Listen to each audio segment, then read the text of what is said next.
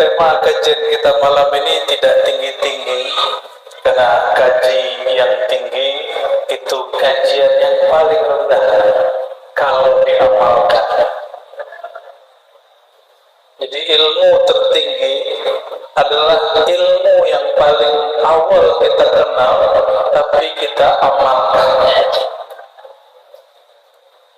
Jika ada seorang imam memimpin zikir, apa yang dibaca sebelum mulai? Afdalu zikri. Itu sebenarnya sudah dua kalimat. Asalnya afdalu zikri la ilaha illallah. Adapun fa'lam annahu itu ayat Quran surat Muhammad ayat 19. Oke, sudah menyambung? Nah, ini tema kita, kajian-kajian sederhana.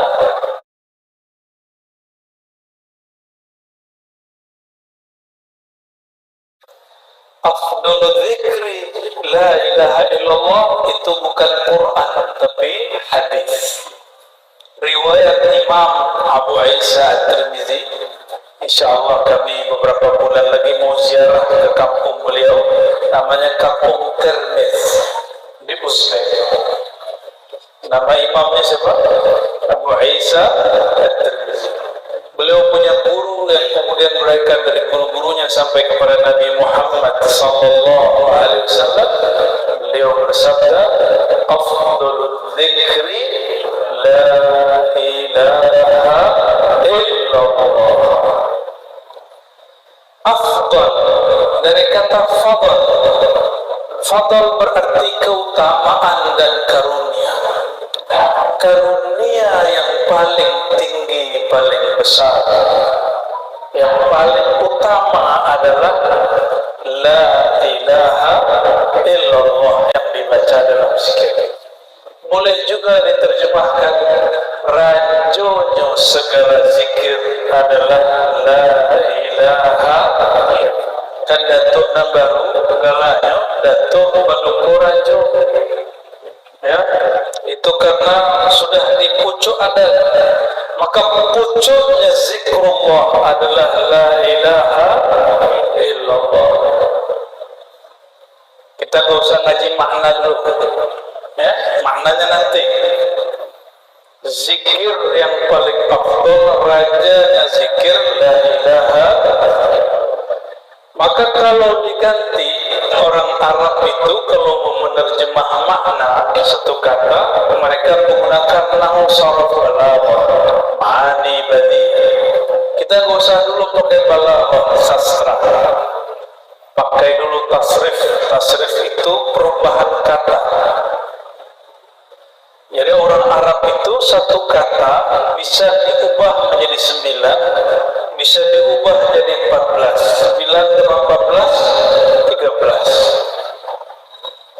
Bahkan bisa diubah lebih daripada itu. Zikri itu kata benda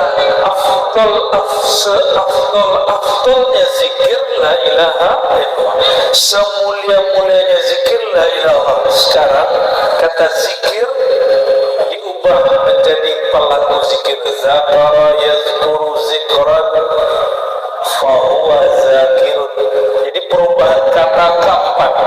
Nih perhatikan kalau yang santri, kalau buya-buya, tuangku sudah paham. Zakara yazkuru zikran, zikir. Ini asal kata zikr. Zakara berarti menyebut, mengingat, mengenang. Zakir yang keempat, orang yang berzikir. Coba perhatikan, ini penting. Apabila zikir yang paling afdal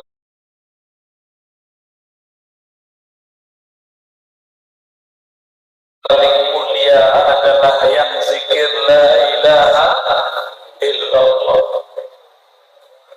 Paham tidak? Kalau mau cari orang paling mulia di dunia, orang yang baca la ilaha illallah.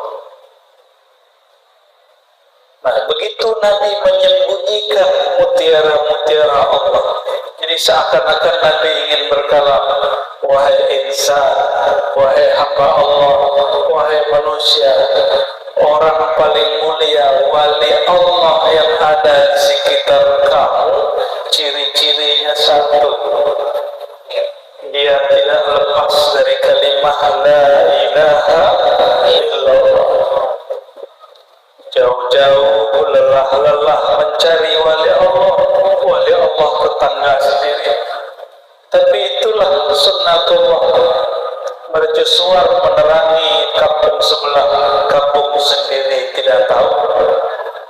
Berkata Imam Athaillah Sekandari, imam yang arif billah, gelarnya Arif Tuanku Mudo, Tuanku Syekh, beliau gelarnya Angku Mudo Arif atau Tuanku Arif. Itu gelar Imam Athaillah Sekandari. Apa kata beliau? Subhana man satara sirral khususiyah bizawahiril basyariyah. Sungguh hebat, sungguh dahsyat, sungguh sangat pintar sekali Allah Subhanahu wa ta'ala. Allah sembunyikan rahasia kekhususan dari wali-walinya dengan penampilan-penampilan manusia biasa. Bapak Ibu, wali Allah itu manusia, ada juga jin. Nabi atau bukan?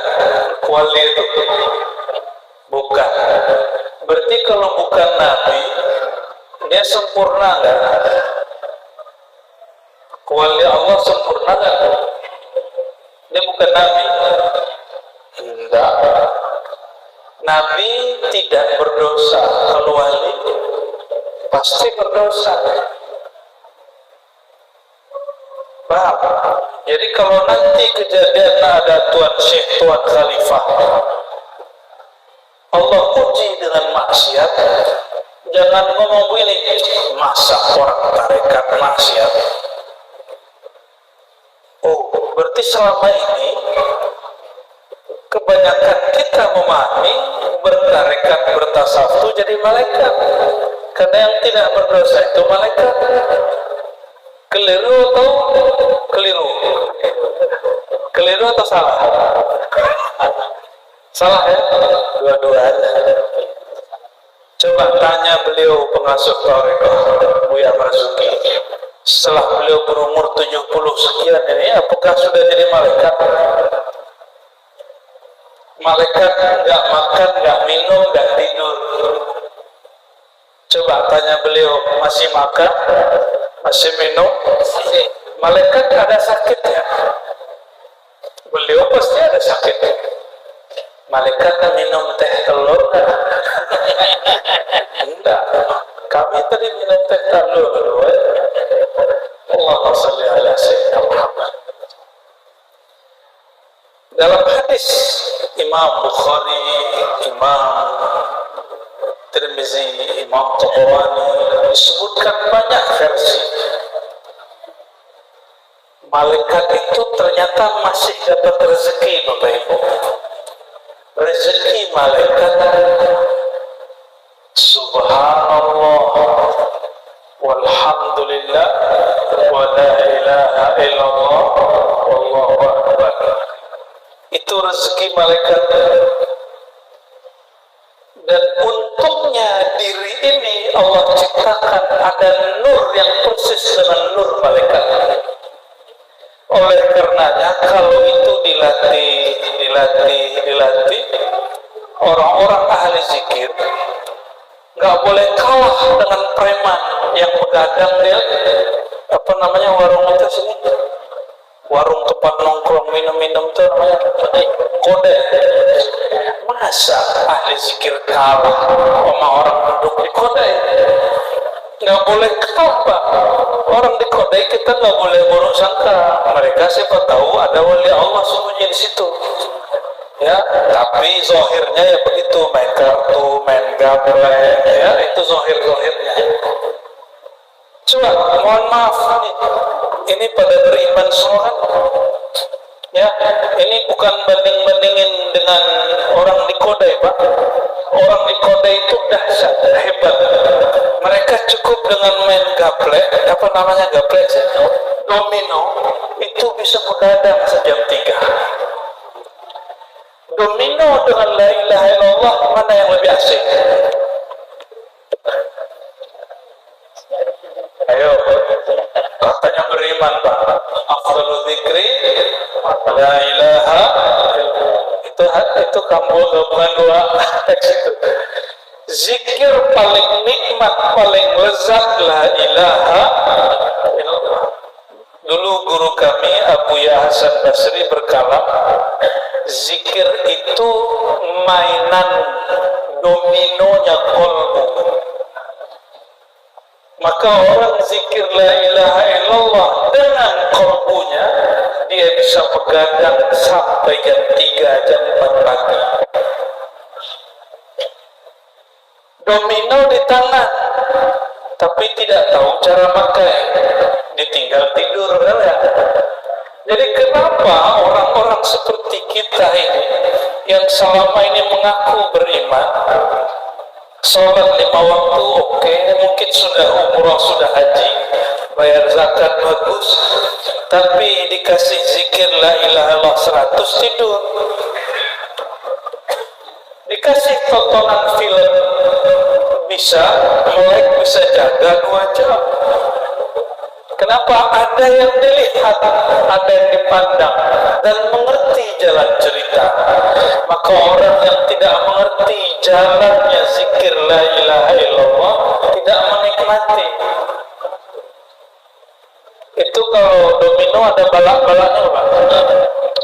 Boleh adu kita, cuma sayangnya saya udah pakai kopi ya, Pak. Udah nggak berani main. Dulu saya main begitu, waktu mahasiswa masih main. Tapi kemudian kita belajar nangis lagi, main domino nangis. Kok bisa tahan sampai jam 3, tapi zikir gak tahan sampai jam 3, nangis. Jadi jangan dikira orang main game, main domino, main kartu itu semuanya fasik. Siapa tahu dia menemukan rasa bertuhan dalam bermain. Itu ada namanya Pak, pala 6 ya. Oh, dahsyat itu. Ya. Semua orang kalau nggak tahu, dikira itu kartu paling bagus. Padahal itu kartu paling horor. Sama. Orang kalau tidak paham zikir yang bagus, dikira jumlah yang banyak yang bagus. Bukan. Bukan jumlah yang saya maksud, zikir dari Pak dan jam 1, jam 3, bukan jumlah. Kenapa kita mampu nonton lama? Tadi apa? Tahu jalan cerita. Bapak, saudara-saudariku, kok punya kawan? Kalau ngobrol dengan dia bisa lama, betul? Ya. Kita punya kawan lama, ketemu, itu bisa ngobrol 3 jam dan tidak terasa, betul nggak? Benar? Karena dia kita kenal.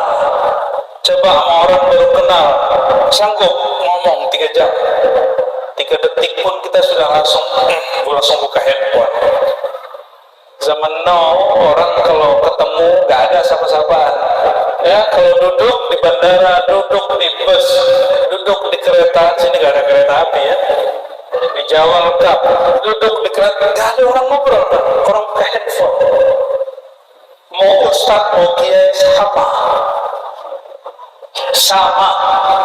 mursyid sama, kecuali Buya Marzuki. Sama, Pak. Kita nggak mengharamkan handphone, tapi Allah cemburu dengan orang pegang handphone tapi membid'ahkan tasbih. Betul nggak? Banyak yang biasa tasbih hari ini. Rasulullah tidak pernah pakai tasbih. Betul. Emang begitu dalil melarang tasbih? Hah? katanya ikut ulama salaf. Giliran tasbih langsung ke Rasulullah. Padahal tasbih itu amalan ulama salaf. Tahu salaf apa itu? Salaf itu artinya terdahulu. Oleh ahli sejarah ada berapa makna. Salah satu makna dari salaf abad pertama, kedua, dan ketiga. Nah, coba cek. Imam pertama yang mempopulerkan tasbih, bukan yang pertama kali pakai, tapi yang mempopulerkan tasbih, namanya Al-Hasan Al-Basri. Siapa namanya?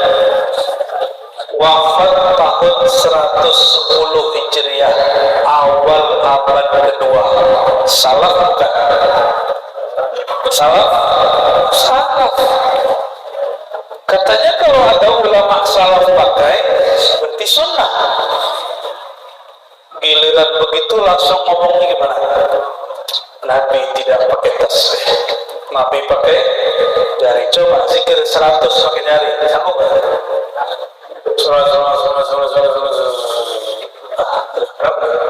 Ah 100 saja deh. Korupsi lagi zikir karena nggak pakai alat.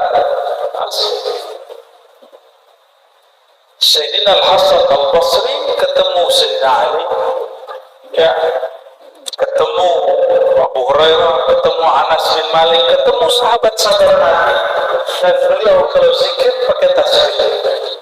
Disebutkan oleh Syekh Yasin Al-Fadani dalam Al-Ujalah, ya, tentang hadis musalsal. Jadi saya mengambil sanad tasbih ijazah. Tasbih itu ada ijazahnya, Pak. Tapi jangan minta malam ini ya. Jumlahnya banyak, coba. Jadi ijazah itu kami ambil dari murid-murid Syekh Yasin yang masih hidup ataupun yang sudah wafat, baik dari ulama Arab ataupun Arab maklum. Arab maklum. Arab maklum. Beliau itu mengambil dari Syekh Yasin sampai kemudian kepada Imam Junaid. Imam Junaid sampai kepada Sayyidina Al-Hasan Al-Basri, murid sahabat Nabi.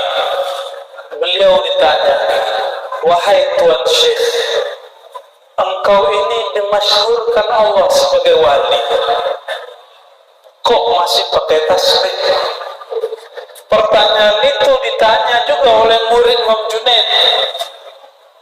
Maka Imam Junaid jawab, "Guruku seperti terus sampai ke Imam Hasan Basri. Guruku Al-Hasan Al-Basri berkata, dia sudah wali Allah. Dihujat, dirusak, disakiti orang gak balas." Ini berarti Pak, Al-Hasan Al-Basri di sampingnya ada pendeta. Itu aliran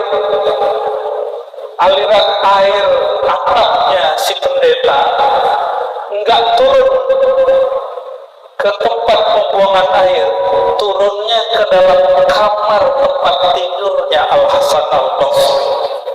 Dan Al-Hasan Al-Basri enggak demo, enggak marah lebih dari 15 tahun. Kalau kita gimana? Langsung kadu sama Pak Kades, ya, capek lah hidup jadi Pak Kades ya, ngurus-ngurusin orang-orang yang bertengkar, kadang demo, ya, kadang dituduh korupsi, padahal apa yang dikorupsi sama Pak Kades. Sayyidina Al-Hasan Al-Basri 15 tahun lebih rumahnya banjir dengan air tiris hujan, tapi dia tidak protes. Dan itu orang Nasrani, kafir. Tetangganya Al-Hasan Al-Basri orang kafir, tapi dia tidak marah, dia tidak kemudian membakar, nggak ngamuk-ngamuk. Ketemu masih salam marah orang dulu lah, ya. Ini lagi ramai masalah salam lintas agama, kita nggak ikut-ikutan lah ya, itu urusan fatwa. Akhirnya Setelah sekian tahun, ya, Al-Hasan Al-Basri yang pegang tasbih ini, dengan apa dia jadi wali? Salah satunya sifatnya. Si pendeta ngomong ini, Tuan Hasan, Anda ini wali Allah, kata orang Islam. Anda ini ulama besar, tapi kok rumah jorok, rumah kok letak. Terus beliau senyum, nggak marah Pak, nggak nyolot ya. Apa lo? Ngomong aja.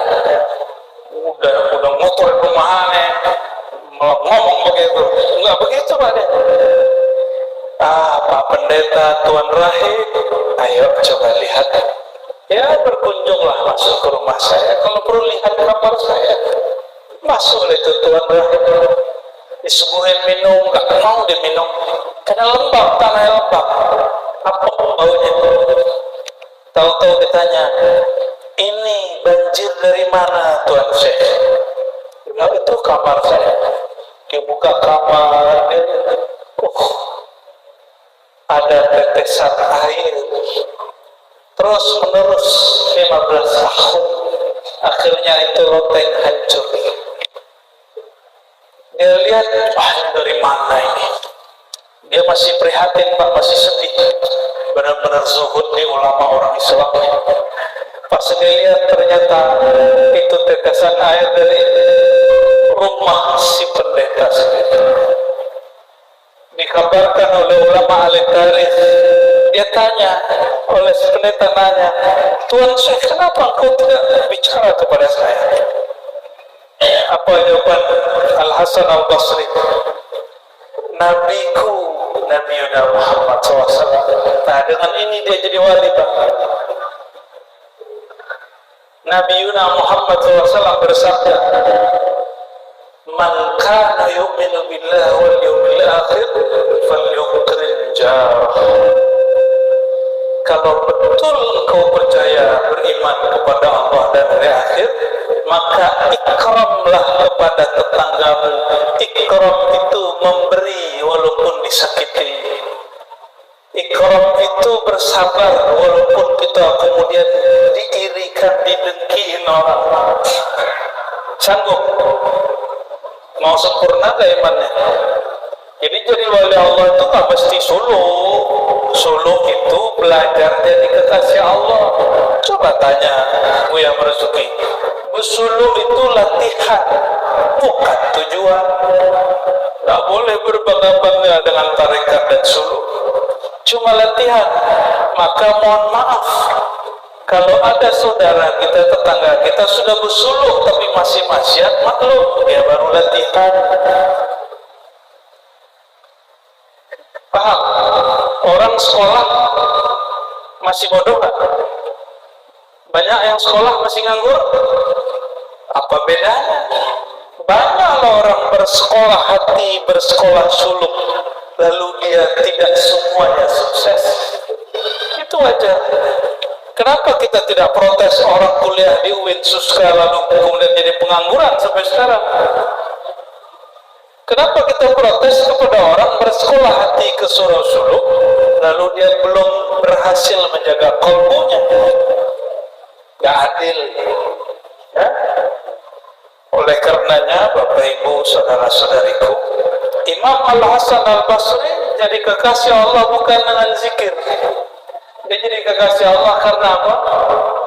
Dia sabar, dia ikram kepada tetangganya.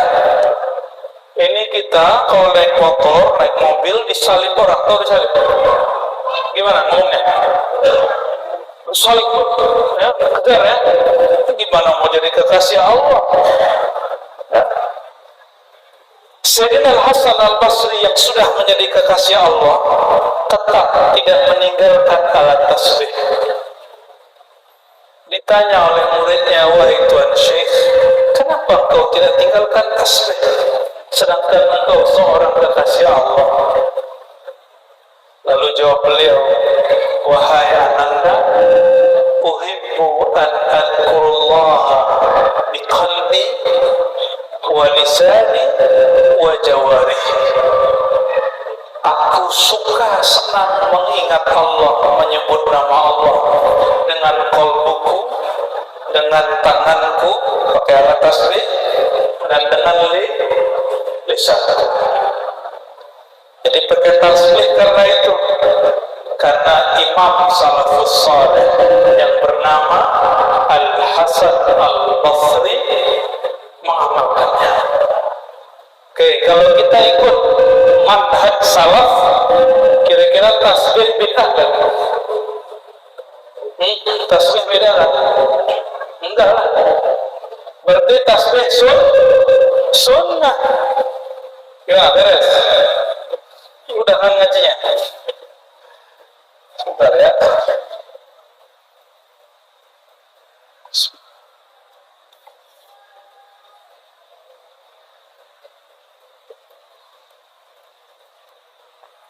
Kembali ke hadis pertama. Apa hadis itu tadi? Afdhalul dzikri la ilaha, zikir yang paling mulia, paling afdal, paling utama la ilaha. Kalau yang ngerti bahasa Arab pakai fa'il, afdhalul dzakiri, seafdal ahli zikir adalah ahli la ilaha illallah. Jadi orang bersuluk, apa yang diamalkannya? Puncak orang bersuluk zikir la ilaha illallah. Awal orang bersuluk menyebut nama Allah, Allah, Allah, mengamalkan surah Al-A'raf ayat 205.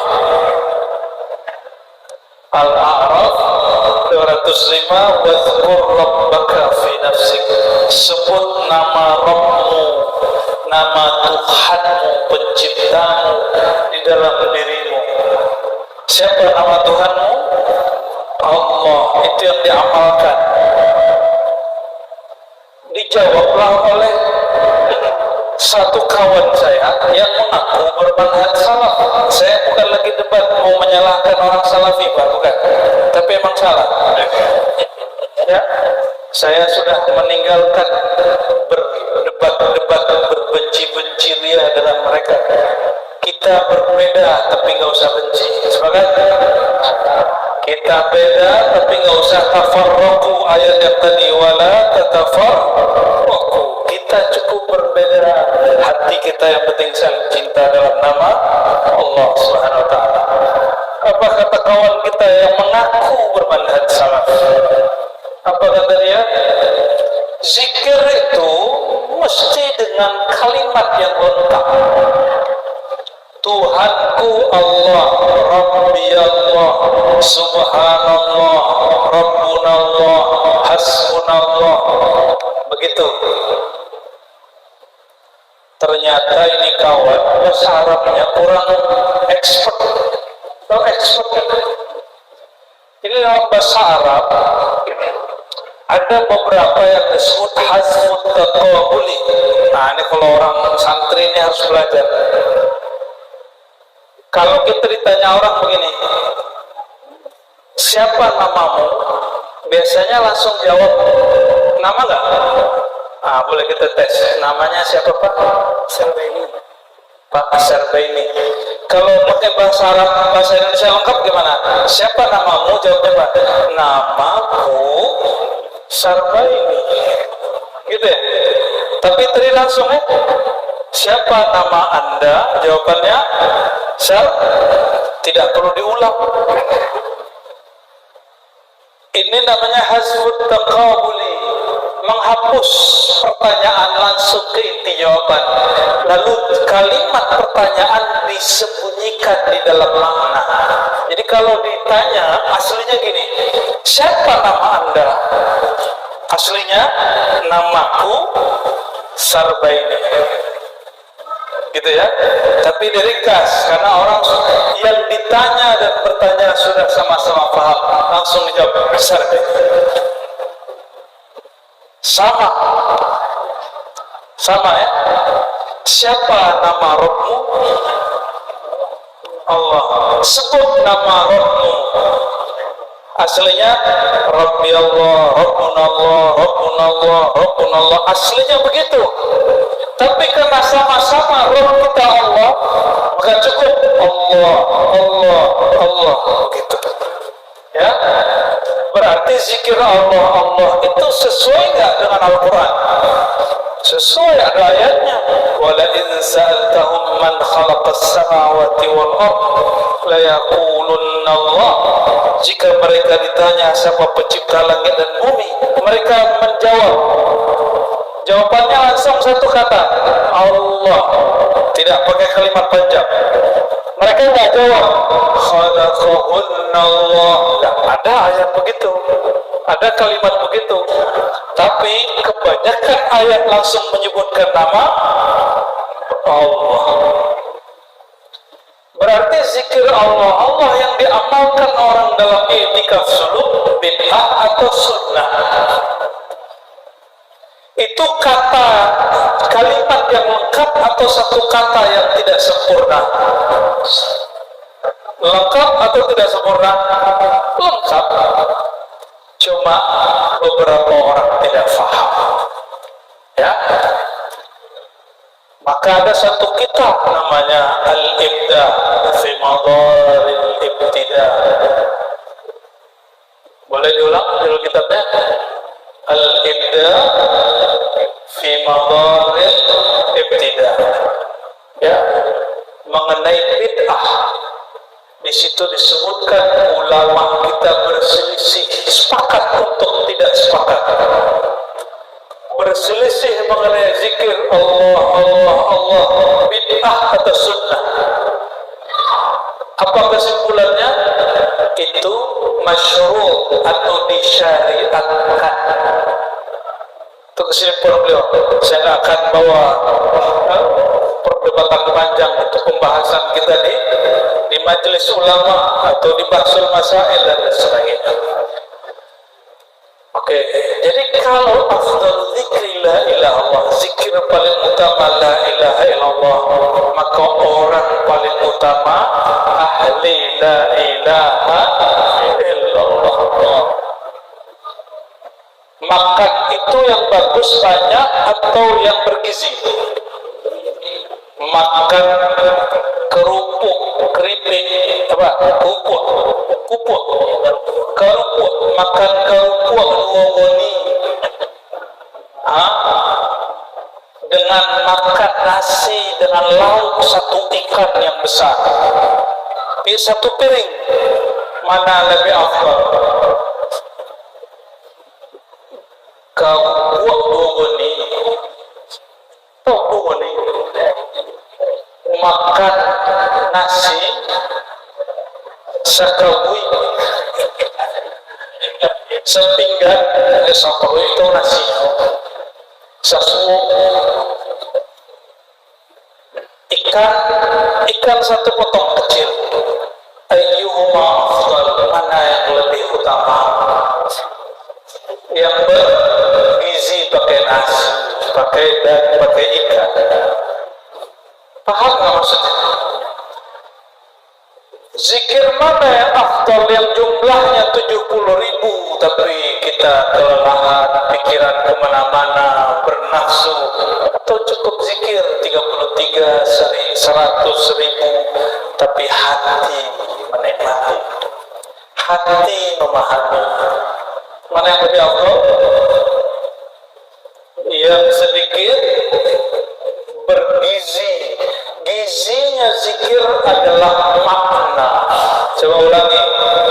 Gizi zikir adalah makna.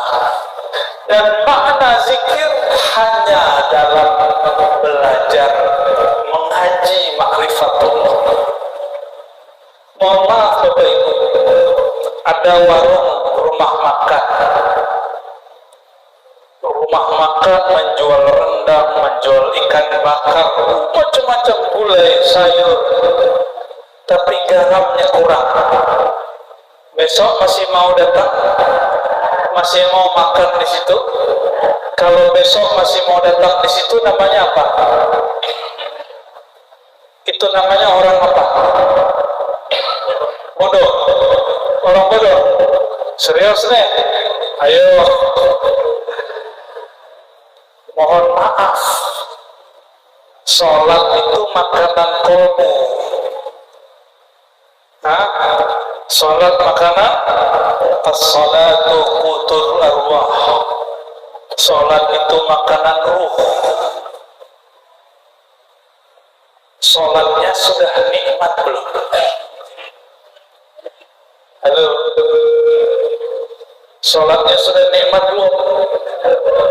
Kok bisa tahan sekian tahun?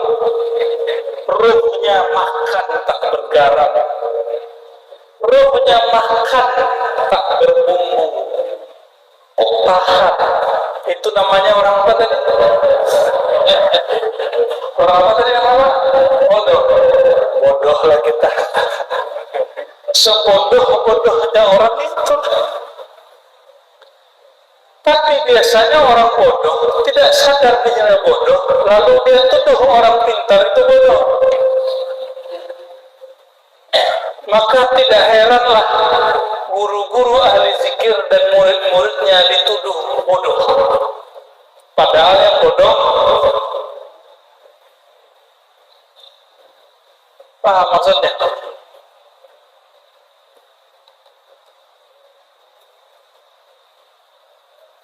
Ada sebuah kalimat diriwayatkan Imam Al-Baihaqi dalam Zuhud Al-Kabir, Syu'abul Iman dan lain-lainnya, ya. Likulli syai'in siqalatun wa siqalatul qalb zikrullah. Orang sudah banyak hafal ini. Ini bukan hadis Nabi, ingat ya? Ini bukan hadis Nabi. Ini kalimat akal, kalam-kalam mutiara ulama salafus salih. Segala sesuatu ada sekolahnya. Sekolah itu dalam bahasa Arab maknanya pembersih. Maka sekolah-sekolah itu pembersih kebodohan. Dan pembersih sekolahnya kalbu adalah zikrullah. Zikrullah itu makna tertingginya adalah mengenal dan memandangnya. Makna terendahnya menyebut-nyebut namanya. Makna tertingginya apa? Mengenal, menyebut. Ulangi. Makna tertingginya apa? Memandang dan mengenalnya. Itulah makna afdalu dzikri la ilaha. Maka setinggi-tinggi makna zikir apabila orang telah menyaksikan kehebatan Allah pada dirinya, maka orang ini tidak perlu lagi bukti dari peneliti, tidak perlu lagi, dia tidak perlu percaya Allah, tambah yakin dengan kejadian-kejadian.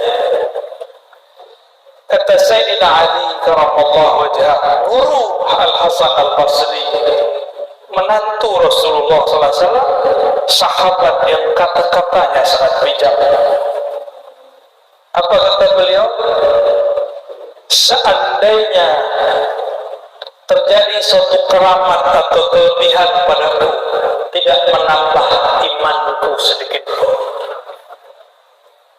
Nah, coba perhatikan. Misalnya nih, air berubah menjadi zam-zam, pasir jadi mutiara, batu jadi emas. Kata Sayyidina Ali, seandainya itu terjadi dengan berzikir ya Allah segala macam, itu tidak menambah imanku. Kenapa?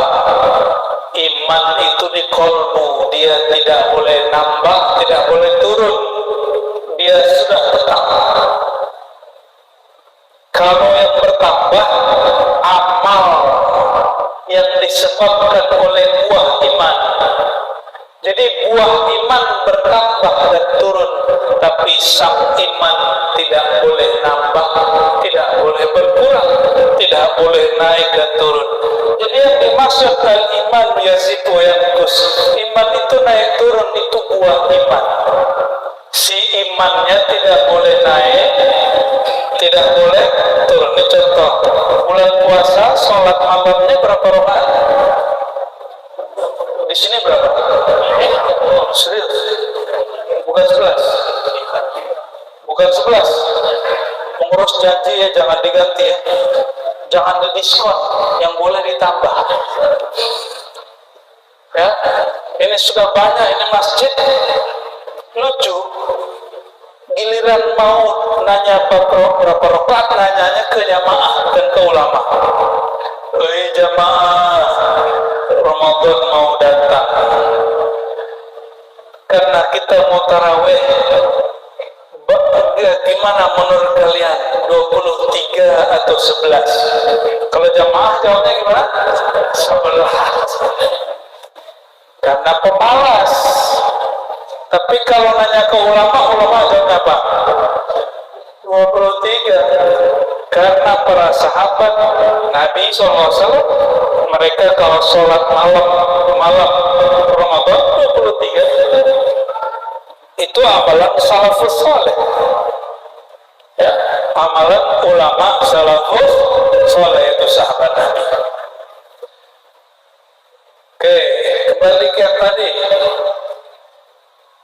Jadi kenapa kita membiarkan ruh kolbu tidak menikmati hidangannya? Kok dibiarkan?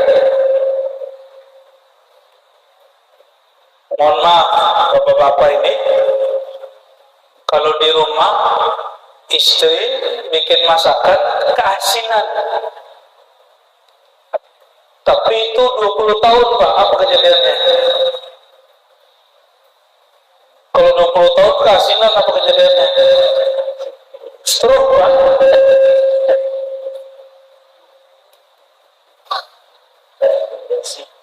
Tensi naik, darah tinggi. Dan kalau makan keasinan pasti lidahnya protes, kan? Lidahnya ngoceh aja. Sunnah Nabi, nih ibu-ibu alasannya begini nih.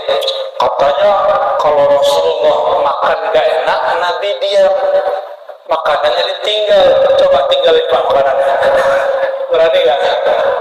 Ya, giliran dikritik nggak mau terima, pakai hadis biasanya ibu-ibu. Iya Bu ya, pakai hadis.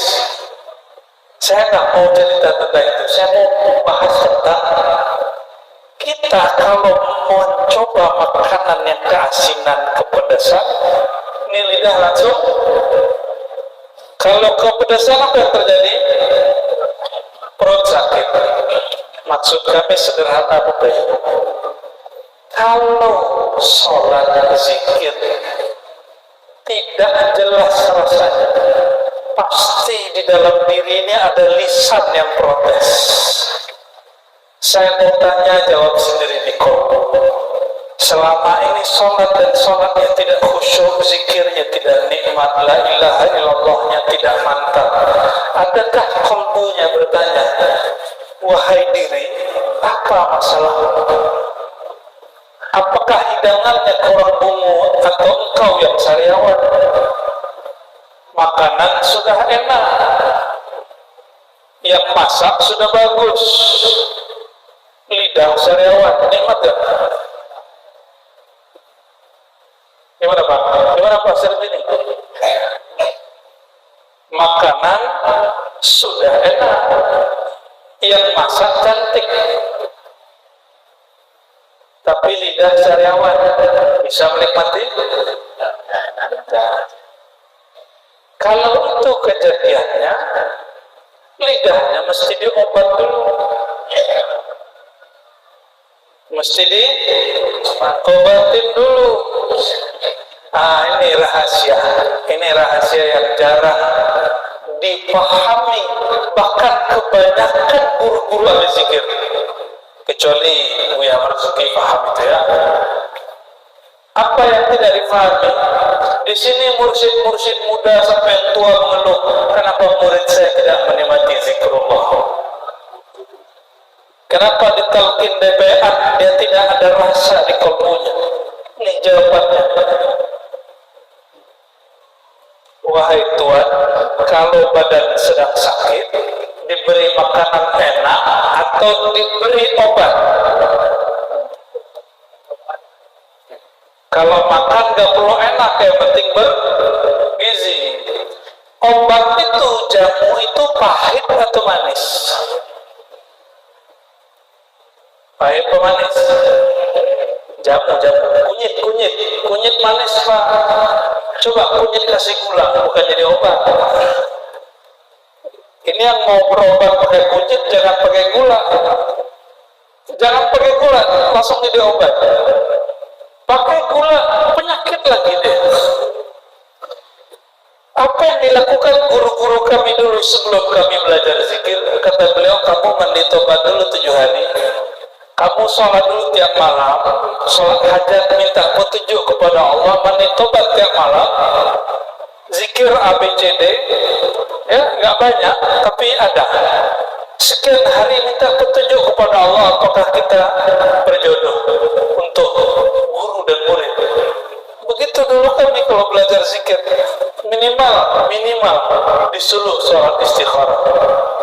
Bahkan minimal, ini ada beberapa murid beruntung, yang lain disuruh zikir sekian hari, ini baru sekali datang langsung diberi zikir. Itu sama guru dibimbing baca istighfar, diobati di tempat. Nah, ini kasusnya mirip begini. Bapak Ibu pernah datang ke dokter, tidak lama langsung sembuh. Pernah? Ya, pernah begitu? Kita pegel-pegel, badan kita sakit, kita datang ke tukang urut, sembuh di tempat. Betul? Tapi kalau yang sakit livernya, yang sakit paru-parunya, jantungnya, atau mungkin usus buntu, itu mesti diinap dulu, diobati dulu, baru dikasih makanan enak. Paham bahasa begini? Ya, jadi rahasia menikmati zikrullah dan zikir paling tinggi la ilaha illallah, dan itu ada di Quran, ada di dalam sholat. Itu caranya adalah obati penyakit hatimu, pasti kau menikmati zikir dan sholat. Oleh karena itu Nabi Muhammad SAW yang tidak berdosa bertobat, berzikir setiap hari, astagfirullah wa atubu ilaih berapa kali? Sudah tahu, sudah paham, kenapa tidak diatur? Kira-kira Nabi dosanya apa kok istighfar 100 kali? Nabi nggak berdosa Pak, tapi merasa berdosa. Kalau kita gimana? Kita berdosa tapi tidak merasa nah itu bedanya. Mau mewarisi kalbu Nabi SAW, mau dapat limpahan nur kalbu Nabi, mau? Coba tuduh diri kita berdosa tiap hari. Nanti dicek di rumah, cek di rumah Pak ya. Sebelum tidur matanya dirasa-rasa, mata, apakah engkau melihat yang haram hari ini? Pasti dijawab iya. Ya. Apakah engkau memandang dengan sombong hari ini? Dia jawab iya. Apakah engkau memandang dan pandang membuat engkau berburuk sangka hari ini? Si mata bilang iya. Itu udah 4 istighfar sudah. Wahai mata, apakah engkau memandang yang bukan mahrammu dan engkau menikmatinya? Kata si mata, betul Pak, ini benar-benar pekerjaan ya Pak. Ditanya terakhir, wahai mata, engkau di depan orang seperti tidak mau memandang yang haram, tapi di kamarmu, di kesendirianmu, engkau buka dengan tanganmu, yang ada di tanganmu, handphonemu, betul nggak? Apa kata mata kita, ya Allah, ya Allah? Mata ini tak ampun Pak. Setiap subuh semua anggota tubuh berkalam kepada lisan. Ini hadis riwayat Imam Tirmizi. Hadisnya sahih. Imam Tirmizi murid Imam Bukhari, murid imam besar Imam Qutaibah murid Imam Malik murid Nafi' Ibn Umar, murid Rasulullah SAW bersambung. Apa kata beliau?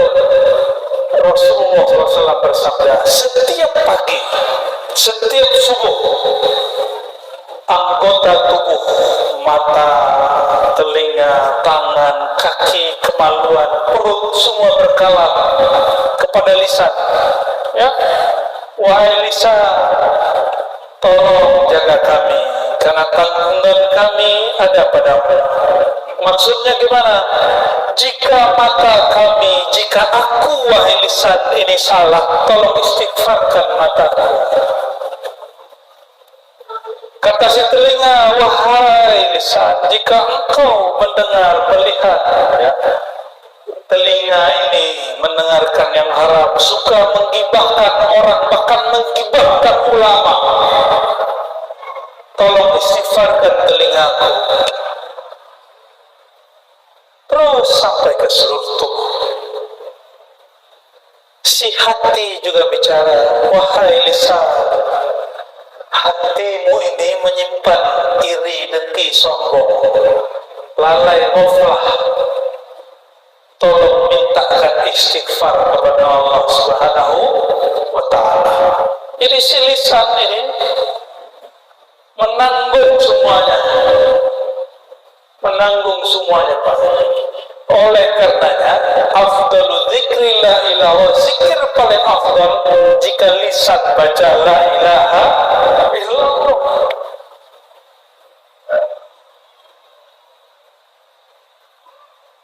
Saya paling suka menyebutkan riwayat Imam Tirmizi yang lain. Ini hadis pernah kita baca juga dulu di mana ya, daerah Pekanbaru atau di mana. Nanti di akhirat di mizan, jadi pada mahsyar, hisab, mizan, ditimbang. Ketika ditimbang, ada seorang hamba Allah, tidak ada dalam timbangan amalnya sesuatu amal soleh. Mulai dari ujung rambut sampai ujung kaki, matanya maksiat, telinganya maksiat, lidahnya maksiat, kakinya maksiat, tangannya maksiat, perutnya maksiat, di bawah perutnya maksiat, semuanya maksiat. Akhir malaikat geleng-geleng. Datanglah malaikat azab, langsung mengikat tangan dan kakinya dan ingin menyeretnya. Ketika dia hendak menyeret, ya, malaikat rahmat datang, tunggu. Allah berfirman, buka isi dada perutnya. Dibuka dadanya, dibuka, diambil kolbunya, jantungnya. Ternyata jantungnya masih menyimpan getaran denyut la ilaha illallah. Jadi ternyata Bapak Ibu saudara-saudariku, zikir itu tidak mati dengan matinya badan. Inilah yang dikalamkan baginda Nabi Muhammad sallallahu alaihi wasallam, man kana akhiru kalamihi la ilaha illallah dakhala jannah. Siapa yang akhir kalam tuh, kalam lagi, siapa yang akhir kalamnya la ilaha illallah dakhala jannah, pasti masuk surga. Kenapa? Yusaddiqu lisanahu qalbuhu, lisannya dibenarkan oleh kolbunya.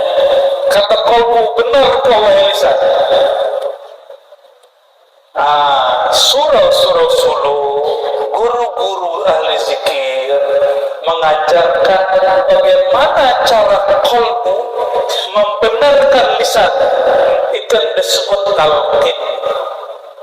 Itu yang disebut talqin. Terakhir Bapak Ibu, ini jam berapa?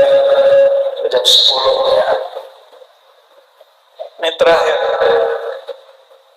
Kalau badan sakit, orang yang berakal sehat, dia datang ke dokter atau ke dulu herbalis yang disebut dukun dulu ya. Cuma karena kata dukun ini sudah negatif, kita gantilah tabib. Berarti dia juga Pak. Tabib itu terjemahan Melayunya ya dukun. Cuma ya maklumlah. Habis dijajah sama Eropa, yang keren dokter. Dukun, orang yang ngobat pakai kun fayakun, nggak jadi nggak keren lagi.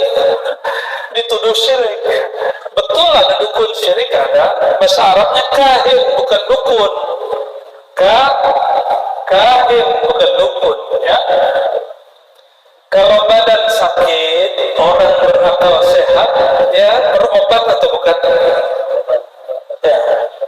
innallaha yuhibbul muqsitin. Allah cinta orang yang adil. Apakah saya tuan-tuan semua sudah adil? Badan yang fisik yang bakal mati, yang bakal dikubur ini sakit, kita hantar ke dokter, kita hantar ke tabib.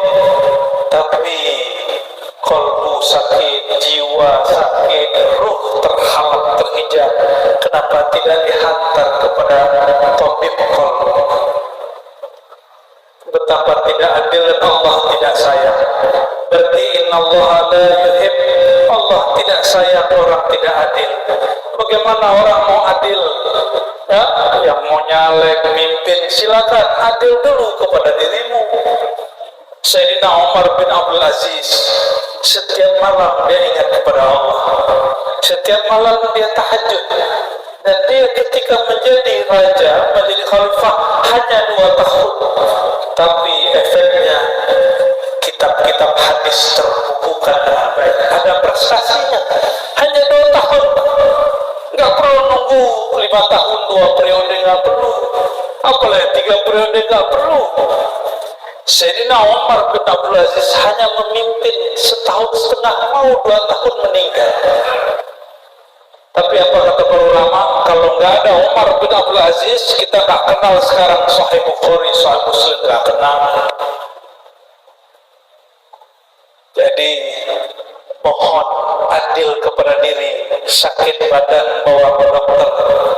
Sakit kalbu, ciri-cirinya tidak menikmati zikir, tidak menikmati sholat, tidak menikmati Quran, wajib datang kepada dokter kalbu. Oh, Buya, Ustaz, ahli zikirnya sakit-sakitan. Ya, yang sakit badannya, hati dia tidak sakit. Hati dia tidak sakit. Oleh karenanya, min wajibatil mar'i ayyuqsita ala nafsihi. Salah satu kewajiban seorang hamba supaya Allah jatuh cinta kepadanya, dia mesti adil zahir dan batinnya. Kasih makan yang zahir, kasih juga makan yang batin. Ya, semoga Allah Ta'ala memberkahi malam kita ini, memberkahi guru-guru, memberkahi semua yang hadir, memberkahi siapapun yang berjasa untuk kajian malam ini. Mari kita berdoa sejenak ila ruhin Nabi sallallahu alaihi wasallam wa ila jami' arwahina wa anfusina wa qulubina wa zawahirina wa bawatinina. Al-Fatihah.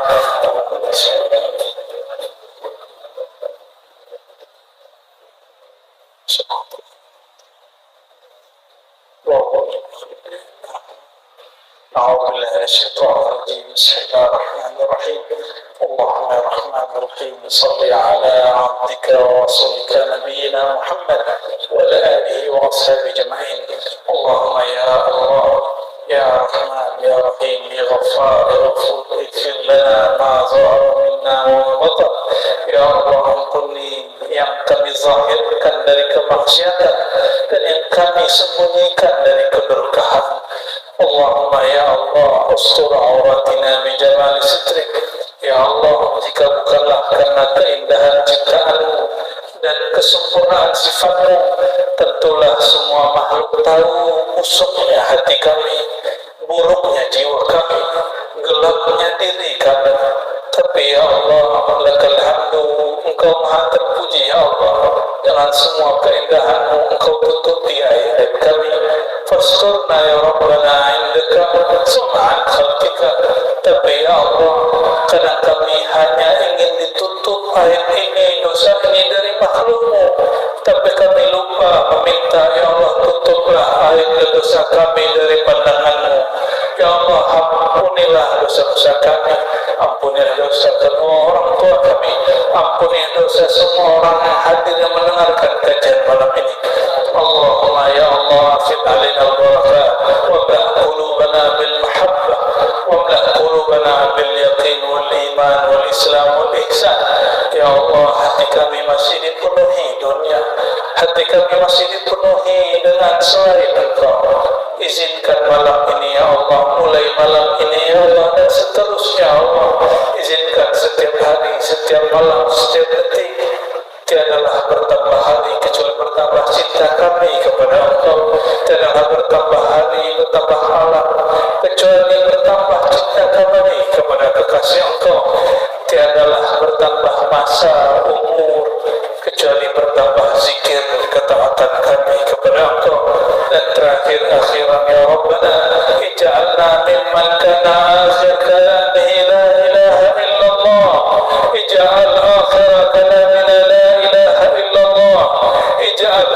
akhir kalamina la ilaha illallah ya Allah.